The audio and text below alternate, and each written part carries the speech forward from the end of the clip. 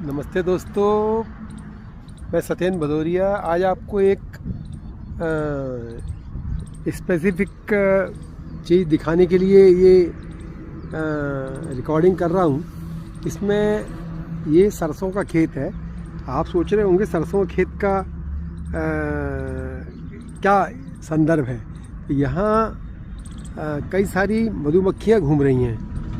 मधुमक्खियाँ का रोल, यहाँ के ये जो फूल हैं इनमें परागण का काम रहता है।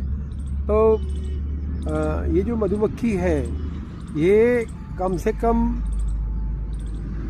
हजारों लाखों ऐसे फूलों पर जाती हैं और उन फूलों से फिर शहद इसके जिसकी जड़ में नेक्टर रहता है उसको लेके आती हैं और फिर वो उसको इकट्ठा करके और अपने बहुत सारे जब लाखों लाख फूलों को अटेंड करके वो फिर जो लाती हैं वो सब शहद बनाती हैं। वो जो शहद रहता है वो हम लोग खाते हैं। अब ये जो शहद बनता है ये शहद इन्हीं मधुमक्खियों की बहुत सारी मेहनत है।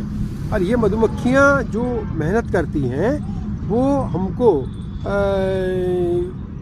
उसमें जो शहद इसके पास से प्राप्त होगा उस शहद में निश्चित तौर से सरसों के गुण होंगे।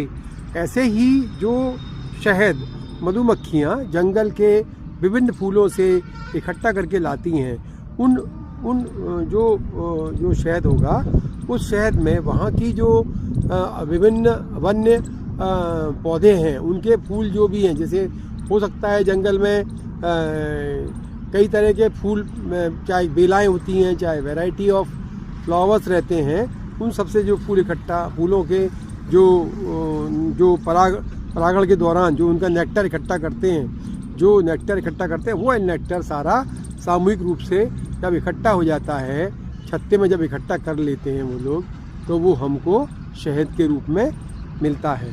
और ये जो हमको जो शहद मिलता है वो इन मधुमक्खियों की बहुत सारी मेहनत के फलस्वरूप मिलता है।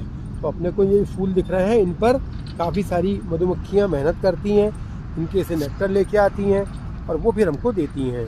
तो ये जो अब मधुमक्खी चूँकि बार बार उड़ती जा रही है तो मैं कॉन्सेंट्रेट नहीं कर पा रहा हूँ, बट लेकिन हाँ कई सारी मधुमक्खियाँ यहाँ पर उड़ रही हैं। उन मधुमक्खियों का मेहनत के परिणाम स्वरूप हमको शहद प्राप्त होता है। Thank you.